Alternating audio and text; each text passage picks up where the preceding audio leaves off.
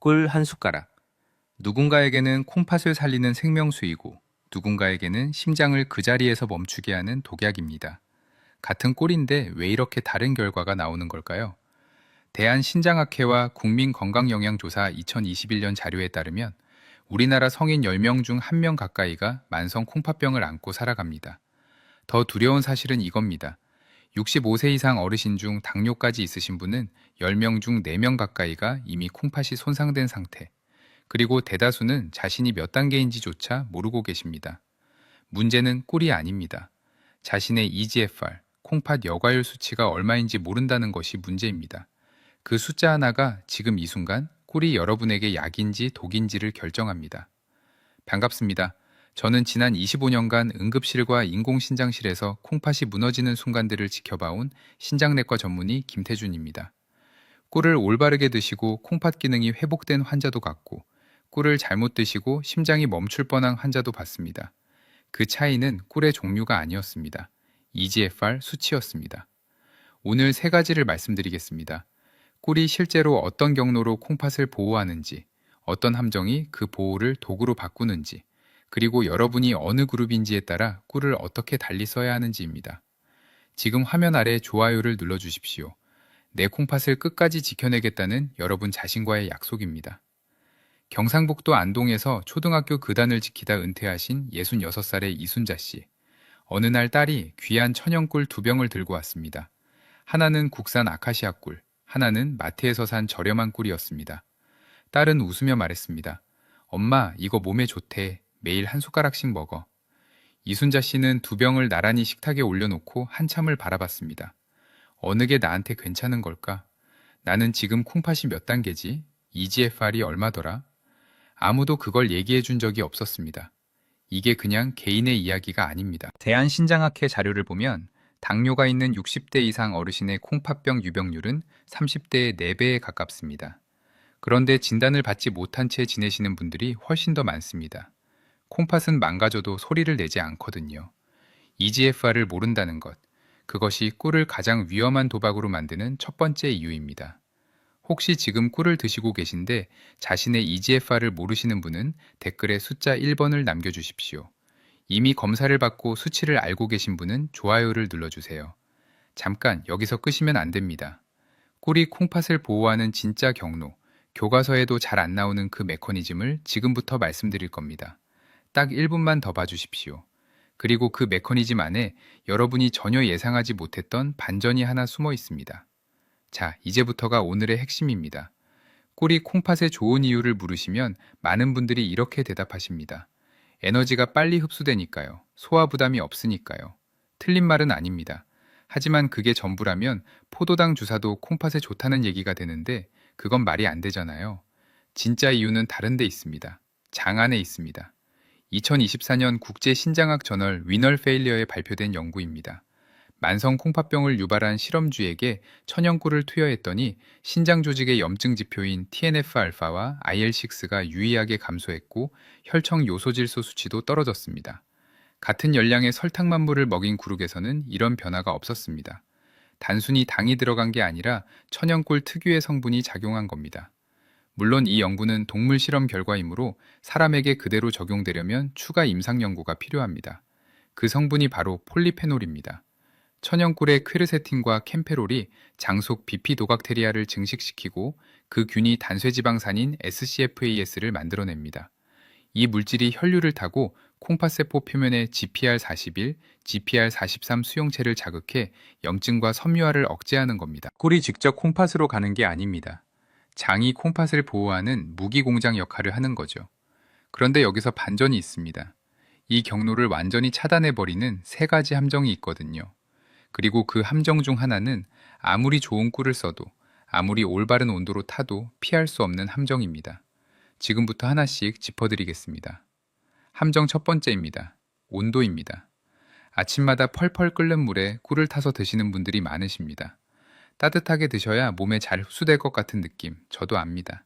그런데 그 뜨거운 물이 방금 제가 설명해드린 그 경로를 통째로 날려버립니다. 이유는 이렇습니다. 퀘르세틴과 캠페롤은 열에 굉장히 약합니다.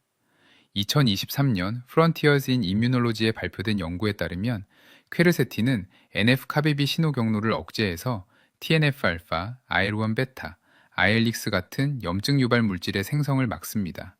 콩팥세포를 염증으로부터 직접 보호하는 겁니다. 그런데 이 퀘르세틴이 섭씨 60도 이상의 열에 노출되면 구조 자체가 변형됩니다. 바이올로지 저널 2022년 연구에서는 캠페롤 역시 고온에서 항염 활성이 급격히 떨어지는 것으로 나타났습니다. 쉽게 말씀드리면요, 끓는 물에 꿀을 타는 순간 콩팥 염증을 막아주는 방패가 녹아버리는 겁니다. 남는 건 과당과 포도당뿐입니다. 그리고 이 당 성분은 오히려 NF-카베비를 활성화시킵니다. 꿀이 막으려 했던 그 염증 경로를 거꾸로 켜버리는 거죠. 왜 40도냐고 물으시는 분들이 있습니다. 꿀 속 아밀라아제 효소는 45도 근방에서 활성을 잃기 시작합니다. 40도는 효소와 폴리페놀을 모두 살려두면서 마실 수 있는 현실적인 최고 온도입니다. 차갑지도 않고 뜨겁지도 않은 체온과 비슷한 그 온도가 기준입니다. 캠페롤 이야기를 조금 더 드리겠습니다. 이 성분은 콩팥세포를 공격하는 백혈구의 침투 자체를 막아줍니다. 신장 조직 내 염증세포 침윤을 줄이는 겁니다. 그런데 이 캠페롤도 퀘르세틴과 마찬가지로 고열에서는 무력화됩니다. 결국 뜨거운 꿀물 한 잔은 콩팥을 지켜줄 두 개의 방패를 동시에 내려놓는 행위입니다. 온도 하나를 바꾸는 것만으로 꿀의 콩팥 보호 경로 전체가 살아납니다. 반대로 온도를 놓치면 아무리 비싼 또 설탕물과 다를 바가 없습니다. 그리고 한 가지 더. 뜨거운 물뿐 아니라 전자레인지에 돌리거나 요리에 넣어 가열하는 것도 마찬가지입니다. 꿀은 반드시 가열하지 않은 상태로 40도 이하의 물에 녹여서 드셔야 합니다. 오늘 내용이 도움이 되셨다면 좋아요를 눌러주십시오. 혹시 지금까지 뜨거운 꿀물을 드셔오셨다면 댓글에 솔직하게 남겨주세요. 여러분의 반응이 다음 영상 주제를 결정하는 데 큰 도움이 됩니다. 그런데 온도 문제는 사실 고치기 쉬운 편입니다. 지금부터 말씀드릴 두 번째 함정은 마트에서 이미 잘못된 꿀을 집어온 분들에게 해당하는 이야기입니다. 그리고 이 함정은 겉모습만으로는 절대 알아차릴 수가 없습니다. 함정 두 번째입니다. 사양벌 꿀입니다. 마트 진열대에 놓인 꿀 제품 대부분은 뒤집어 보면 작은 글씨로 사양벌 꿀이라고 적혀 있습니다.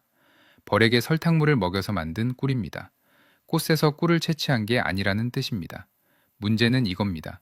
제가 앞서 말씀드린 퀘르세틴, 캠페롤, 그리고 장속 비피도박테리아를 키워주는 폴리페놀 성분들은 모두 꽃에서 옵니다. 벌이 꽃을 돌아다니며 꿀을 채취하는 그 과정에서 식물성 생리활성 물질이 꿀 속에 녹아드는 겁니다. 설탕물을 먹인 벌이 만든 꿀에는 그 성분이 없습니다. 2024년 위널 페일리어 연구에서도 천연꿀 그룹과 설탕물 그룹을 따로 비교했는데 설탕물 그룹에서는 중성지방과 혈청 염증 수치가 오히려 악화됐습니다. 사양벌 꿀은 성분 구성이 설탕물에 가깝습니다. 콩팥 보호 경로를 활성화할 폴리페놀이 없으니 장과 콩팥을 잇는 그 경로 자체가 작동하지 않습니다. 에너지는 들어오되 방패는 없는 상태가 되는 겁니다. 구별하는 방법이 있습니다. 천연꿀은 시간이 지나면 결정이 생기고 색이 탁해집니다. 냉장 보관하면 굳기도 합니다. 반면 사양벌꿀은 몇 년이 지나도 맑고 투명한 황금빛을 유지합니다. 결정이 생기지 않습니다. 투명하고 예쁜 것이 오히려 가짜의 증거일 수 있다는 겁니다. 또 하나, 원산지 표시를 확인하십시오. 국내산 천연꿀은 채밀 시기와 꿀의 종류, 즉 아카시아, 야생화, 밤꿀 등이 표기됩니다. 단순히 벌꿀이라고만 적혀 있거나 사양벌꿀이라는 단어가 보이면 내려놓으시는 게 맞습니다. 그런데 온도도 지키고 진짜 꿀도 골랐는데 여전히 위험한 분들이 있습니다. 세 번째 함정입니다. 이건 꿀의 문제가 아닙니다. 여러분의 콩팥 상태가 문제입니다. 그리고 이 함정은 목숨과 직결됩니다. 여기서 끄시면 안 됩니다. 지금부터 말씀드릴 내용은 투석 중이신 분이나 가족 중 투석 환자가 계신 분들에게 특히 중요합니다. 꿀 한 숟가락이 심장전기 신호를 교란하는 경로, 지금부터 설명해 드리겠습니다. 함정 세 번째입니다. 칼륨입니다. 천연꿀 한 숟가락에는 약 11mg의 칼륨이 들어 있습니다. 건강한 콩팥을 가진 분들에게 이 정도는 문제가 없습니다. 콩팥이 소변으로 걸러내면 그만입니다. 문제는 콩팥 기능이 얼마나 남아있느냐에 따라 이야기가 완전히 달라진다는 겁니다. 국제신장학 저널 Advances in Chronic Kidney Disease 2017년 자료를 보면 EGFR이 40 이상인 분들의 고칼륨혈증 발생률은 100명 중 2명 미만입니다. 그런데 EGFR이 40 아래로 떨어지면 그 비율이 11명 이상으로 급격히 올라갑니다. 콩팥 기능이 절반 이하로 떨어지는 순간부터 칼륨 배출 능력이 함께 무너지기 시작하는 겁니다. 투석 환자분들은 상황이 더 심각합니다. 투석 중인 분들의 하루 칼륨 허용량은 2700에서 3100mg으로 제한됩니다. 이미 여러 음식에서 칼륨이 들어오고 있는 상황에서 꿀까지 더해지면 혈중 칼륨 농도가 위험 수위를 넘을 수 있습니다. 칼륨이 쌓이면 심장 근육세포에 전기 신호가 교란됩니다.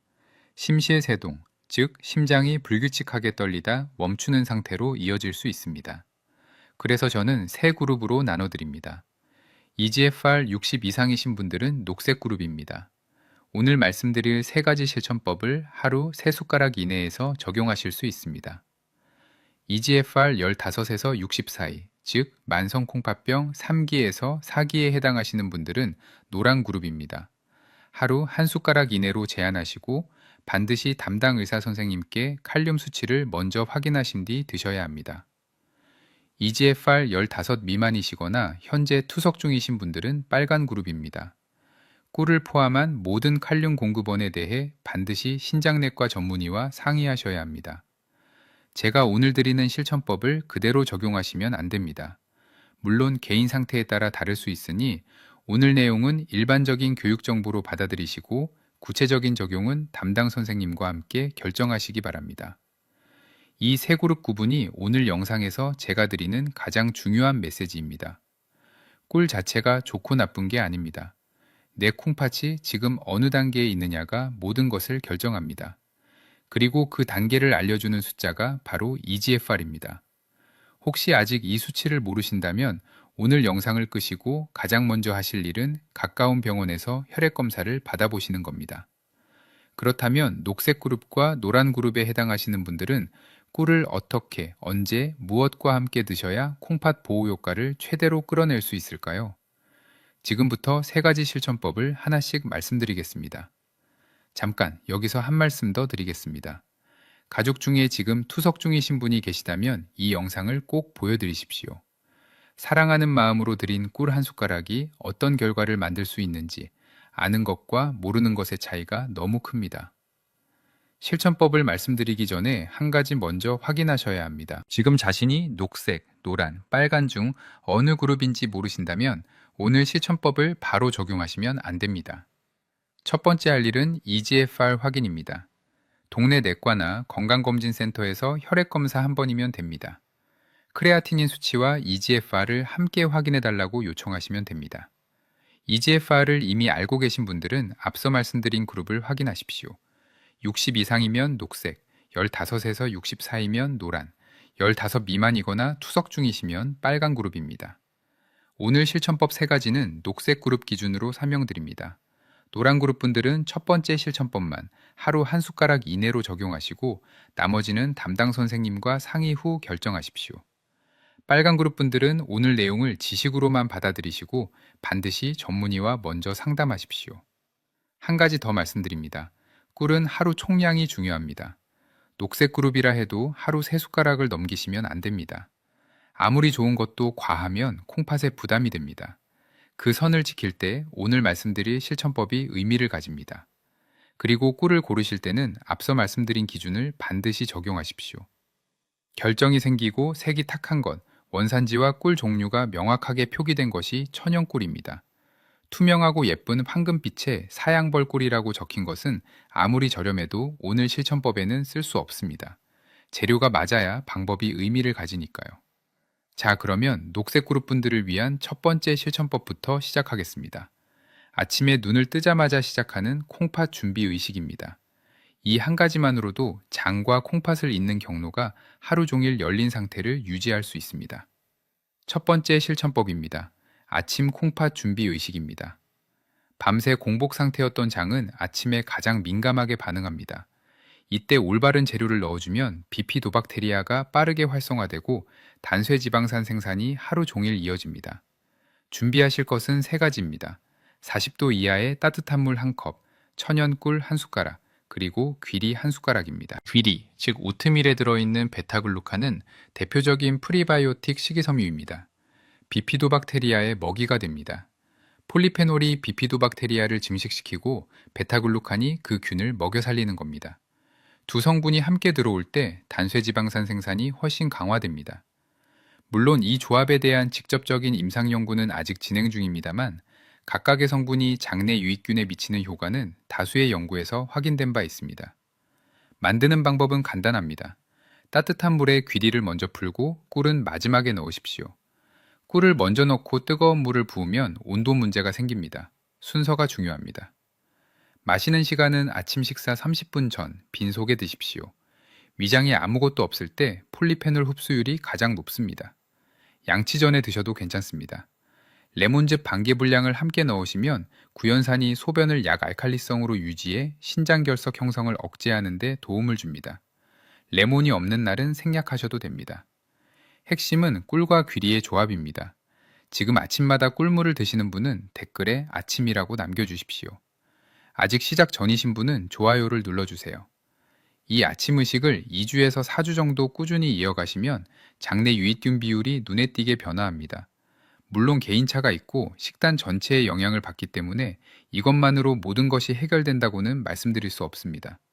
하지만 콩팥을 보호하는 경로를 매일 아침 조용히 열어두는 것, 그것만으로도 의미가 있습니다. 한 가지 주의사항입니다. 귀리를 처음 드시는 분들은 소화가 느릴 수 있습니다. 처음 일주일은 귀리를 반 숟가락으로 시작하시고 불편함이 없으면 한 숟가락으로 늘리십시오. 장이 새로운 환경에 적응하는 시간이 필요합니다. 그런데 아침에만 꿀을 드시면 하루 중 오후에 콩팥 혈관이 가장 많이 수축하는 시간대를 놓치게 됩니다. 두 번째 실천법은 바로 그 시간을 겨냥한 겁니다. 두 번째 실천법입니다. 오후 3시 콩팥 혈관 의식입니다. 점심을 먹고 나면 혈tem이 한번 오르고 내리면서 오후 2시에서 4시 사이에 피로감이 몰려옵니다. 많은 어르신들이 이 시간에 달달한 믹스커피를 찾으십니다. 그런데 믹스커피는 카페인이 콩팥을 통해 수분을 강제로 배출시키고 식물성 크리머가 중성지방을 올립니다. 콩팥 입장에서는 이중부담입니다. 대신 이렇게 드셔보십시오. 40도 이하의 따뜻한 물에 천연꿀 한 숟가락과 실론 계피 반 숟가락을 녹여서 드십니다. 계피의 종류가 중요합니다. 시중에 유통되는 계피는 크게 두 가지입니다. 스리랑카산 실론 계피와 중국산 혹은 베트남산 카시아 계피입니다. 카시아 계피에는 쿠마린이라는 성분이 실론 계피보다 훨씬 많습니다. 쿠마린은 고용량에서 간과 콩팥에 부담을 줄 수 있습니다. 매일 드시는 용도라면 반드시 실론 계피여야 합니다. 구별하는 방법은 간단합니다. 실론 계피는 색이 연한 황갈색이고 향이 부드럽습니다. 카시아는 색이 짙은 젓갈색에 향이 강하고 맵습니다. 마트에서 파는 저렴한 계피 대부분은 카시아입니다. 건강식품점이나 온라인에서 실론 계피라고 명시된 제품을 구하십시오. 실론 계피 속 시나말데히드 성분은 콩팥 미세혈관을 확장시켜 혈류를 개선하는 작용을 합니다. 오후의 나른함을 달래면서 동시에 콩팥 혈액순환을 돕는 방식입니다. 믹스커피와는 완전히 다른 방향입니다. 믹스커피로를 끊기 어려우신 분들에게 드리는 현실적인 제안입니다. 처음 일주일은 믹스커피 한 잔을 이 꿀계피 음료로 바꾸는 것부터 시작하십시오. 맛이 익숙해지면 자연스럽게 믹스커피에 손이 덜 가게 됩니다. 오늘 오후 음료로 무엇을 드시는지 댓글에 남겨주십시오. 믹스커피라고 솔직하게 쓰신 분들, 저는 다 읽겠습니다. 그 전에 한 가지만 확인하고 넘어가겠습니다. 오늘 실론계피를 처음 드시는 분은 반 숟가락보다 더 적게 4분의 1 숟가락으로 시작하십시오. 드물지만 계피에 민감하게 반응하는 분들이 있습니다.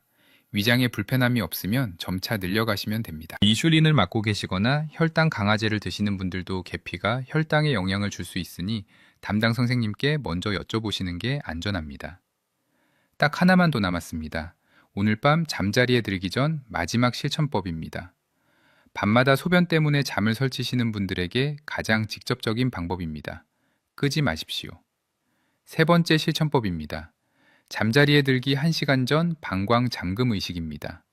밤마다 2-3번, 심한 분들은 4-5번씩 소변이 마려워 깨십니까? 잠을 설치고 나면 다음날 혈압이 오르고 피로가 쌓이고 콩팥에도 부담이 됩니다. 야간요는 단순히 방광이 약해서만 생기는 게 아닙니다. 뇌가 밤에 에너지가 부족하다고 판단하면 수면 중에도 경보를 울려 몸을 깨웁니다. 그 과정에서 항이뇨 호르몬 분비가 억제되고 소변이 농축되지 않아 방광이 자꾸 차게 됩니다. 여기서 꿀 반 숟가락이 역할을 합니다. 잠자리에 들기 딱 1시간 전 천연 꿀 반 숟가락을 입에 넣고 천천히 녹여 드십시오. 물은 최소한으로 드시거나 아예 없이 드셔도 됩니다. 구강 점막을 통해 흡수되도록 하는 겁니다. 뱃속 음식이 없는 상태에서 꿀의 과당 일부가 간으로 가 밤새 뇌가 쓸 글리코겐으로 저장됩니다. 배가 부른 뇌는 경보를 울리지 않고 항이뇨 호르몬이 정상적으로 분비되어 소변이 농축됩니다. 방광이 덜 차고 덜 깨게 됩니다. 중요한 주의사항 2가지입니다. 첫째, 반 숟가락을 넘기지 마십시오. 1숟가락 이상은 오히려 야간 혈당을 자극해 수면을 방해할 수 있습니다. 반 숟가락이 기준입니다. 둘째, 현재 이슐린이나 당뇨약을 드시는 분들은 반드시 담당 선생님과 먼저 상의하십시오. 야간 저혈당 위험이 있을 수 있습니다. 꿀을 입에서 녹일 때 한 가지 더 챙기십시오. 꿀을 녹인 뒤 30분 동안은 물을 많이 드시지 마십시오. 구강 점막 흡수를 방해합니다. 또 이미 밤에 물을 많이 드시는 습관이 있다면 저녁 6시 이후로는 수분 섭취를 서서히 줄여나가는 것이 야간뇨 개선에 함께 도움이 됩니다. 이 3가지 실천법은 각각 독립적으로 작동합니다. 한꺼번에 다 시작하려 하지 마십시오. 아침 의식부터 시작해서 일주일 뒤 오후 의식을 추가하고 그 다음 주에 잠자리 의식을 더하는 방식으로 천천히 쌓아가십시오. 급하게 시작하면 어느 것도 오래가지 않습니다. 마지막으로 오늘 실천법 전체를 한 줄씩 정리해 드리겠습니다. 아침에는 40도 이하의 물에 꿀 1숟가락과 귀리 1숟가락, 오후 3시에는 40도 이하의 물에 꿀 1숟가락과 실론 계피 반 숟가락, 잠자리 1시간 전에는 꿀 반 숟가락을 입에서 천천히 녹이기. 하루 총량은 2숟가락 반이니 3숟가락 한도 안에 들어옵니다. 이 3가지 실천법 중 하나라도 오늘 밤부터 시작하실 수 있는 분들은 화면 아래 댓글에 실천이라는 2글자를 남겨주십시오. 그 2글자가 여러분 자신과의 약속입니다. 여러분 주변에 밤마다 소변 때문에 잠을 설치시는 분이 계시다면 지금 바로 이 영상을 공유해 주십시오. 여러분의 공유 한 번이 그분의 밤을 바꿀 수 있습니다. 자, 여기서 잠깐 멈추겠습니다. 오늘 저는 콩팥을 중심으로 꿀 이야기를 드렸습니다. 그런데 천연꿀의 폴리페놀이 장 속에서 만들어내는 그 보호 경로는 사실 콩팥에서만 멈추지 않습니다. 지금부터 말씀드릴 3가지 이야기는 오늘 영상의 보너스입니다. 여러분의 심장, 간, 그리고 뇌까지 천연꿀이 어떻게 조용히 지키고 있는지 최근 연구들이 밝혀낸 내용을 짧게 정리해 드리겠습니다. 첫 번째입니다. 심장입니다. 2023년 뉴트리션 리뷰스에 발표된 메타 분석 연구가 있습니다. 총 1,100명 이상을 대상으로 한 임상시험들을 종합 분석한 결과인데 천연꿀을 규칙적으로 섭취한 그룹에서 공복 혈당, 총 콜레스테롤, LDL, 나쁜 콜레스테롤, 중성지방이 모두 낮아졌습니다. 반면 HDL, 좋은 콜레스테롤은 올라갔습니다. 설탕이나 시럽을 꿀로 대체했을 때 나타난 결과입니다. 특히 아카시아 꿀, 클로버 꿀, 가공하지 않은 생꿀에서 효과가 더 뚜렷하게 나타났습니다. 꿀 속 퀘르세틴과 캠페롤이 혈관 내벽의 LDL 산화를 억제합니다. LDL이 산화되면 혈관 벽에 달라붙어 동맥경화 플라크가 생기는데 이 과정 자체를 폴리페놀이 방해하는 겁니다. 물론 이 연구의 증거 확실도는 아직 낮음에서 중간 수준입니다. 꿀의 종류와 가공 방식에 따라 효과가 크게 달라지기 때문에 더 많은 대규모 임상 연구가 필요합니다. 하지만 일반적인 당류와 비교했을 때 꿀이 심혈관 위험 지표에 중립 이상의 효과를 보인다는 것은 현재까지의 연구에서 일관되게 나타나고 있습니다. 2번째입니다. 간입니다. 콩팥과 간은 해독이라는 임무를 함께 나눠 맡고 있습니다. 한쪽이 무너지면 다른 쪽도 무너집니다. 2024년 저널 오브 푸드 바이오케미스트리에 발표된 연구에서 폴리페놀 함량이 높은 꿀을 투여받은 그룹에서 간 손상 지표인 ALT, AST가 정상 수준으로 회복됐고 간 조직 내 산화 스트레스도 유의하게 감소했습니다. 2023년 허니 학술서에 수록된 간질환과 꿀에 관한 챕터에서도 꿀 속 항산화 성분이 간세포를 독소로부터 보호하는 메커니즘이 정리됐습니다. 핵심은 꿀의 페놀 화합물이 NRF2 신호 경로를 활성화해 간의 자체 해독 효소 생산을 늘린다는 것입니다. 쉽게 말씀드리면 꿀이 간에게 방어 무기를 더 만들어내라는 신호를 보내는 겁니다. 물론 이 역시 대부분 동물 실험과 전임상 연구 단계입니다. 간 질환이 있으신 분들이 꿀로 치료를 대체할 수 있다는 뜻이 아닙니다. 다만 천연꿀이 간에도 부담을 주지 않고 오히려 보호하는 방향으로 작용할 수 있다는 신호들이 쌓이고 있습니다. 세 번째입니다. 뇌와 수면입니다. 캐나다 서스케처원 대학교의 임상 예비 연구에서 취침 전 천연꿀을 드신 그룹이 멜라토닌 보충제를 드신 그룹과 비교해 수면의 질이 유사하게 개선됐으며 부작용은 없었습니다. 2024년 푸드 앤드 펑션에 발표된 리뷰 연구에서도 꿀이 수면의 기능성 식품으로서 가능성을 가진다는 결론을 내렸습니다. 그 경로는 두 가지입니다. 첫째, 앞서 말씀드린 것처럼 과당이 간에서 글리코겐으로 저장되어 뇌가 밤새 에너지 공급을 안정적으로 유지합니다. 둘째, 천연꿀 속에 미량의 트립토판이 들어 있습니다. 트립토판은 세로토닌을 거쳐 멜라토닌으로 전환됩니다. 멜라토닌은 뇌에 잠들 시간이라는 신호를 보내고 심부 체온을 낮춰 깊은 수면으로 이끕니다. 2022년 말레이시아의 무작위 대조 시험에서 50세 이상 어르신 80명에게 16주 동안 매일 밤 천연꿀을 드렸더니 단기 기억력과 인지기능 지표가 통계적으로 유의미하게 개선됐다는 결과도 나왔습니다. 결국 꿀은 콩팥 하나의 문제가 아닙니다. 올바른 꿀을 올바른 방식으로 드신다면 그것은 심장을 지키고 간을 보호하고 밤에 뇌가 쉬도록 돕는 하나의 도구가 됩니다. 물론 모든 연구가 아직 대규모 임상으로 확정된 것은 아닙니다. 그러나 방향은 일관되게 같은 쪽을 가리키고 있습니다. 다시 이순자 씨 이야기로 돌아가겠습니다. 식탁 위에 꿀 2병을 놓고 한참을 바라보셨던 그분이 결국 병원에 가셨습니다. 혈액 검사를 받으셨고 EGFR 수치를 처음으로 확인하셨습니다. 결과는 58이었습니다. 노란 그룹이었습니다.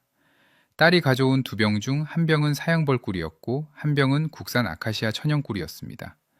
이순자 씨는 사양벌꿀을 내려놓고 천연꿀 한 숟가락만 40도 이하의 물에 타서 아침마다 드셨습니다. 6주 뒤 다시 검사를 받으셨을 때 다리 붓기가 눈에 띄게 줄었고 밤에 화장실 가는 횟수도 2번에서 1번으로 줄었습니다. 이순자 씨가 전화로 딸에게 한 말은 이겁니다. 이제 뭘 먹어야 하는지 알겠다. 그것이 전부입니다. 아는 것이 달라지면 행동이 달라지고 행동이 달라지면 몸이 달라집니다. 오늘 제가 드린 메시지를 한 문장으로 정리하면 이겁니다. 꿀은 약도 독도 아닙니다. 여러분의 EGFR 수치가 그것을 결정합니다. 지금 당장 댓글에 실천이라는 2글자를 남겨주십시오. 오늘 본 내용 중 하나라도 오늘 밤부터 바꾸겠다는 여러분 자신과의 약속입니다. 오늘 영상이 도움이 되셨다면 구독 버튼도 눌러주십시오. 구독은 저를 위한 것이 아닙니다. 내 콩팥 건강에 관한 새로운 정보를 가장 먼저 받아보겠다는 여러분 자신을 위한 선택입니다. 다음 영상에서는 오늘 드린 내용보다 더 깊은 이야기를 준비하겠습니다. 저는 신장내과 전문의 김태준입니다. 여러분이 오늘 밤 깊이 주무시고 내일 아침 가볍게 일어나시기를 진심으로 바랍니다. 다음 영상에서 뵙겠습니다. 감사합니다.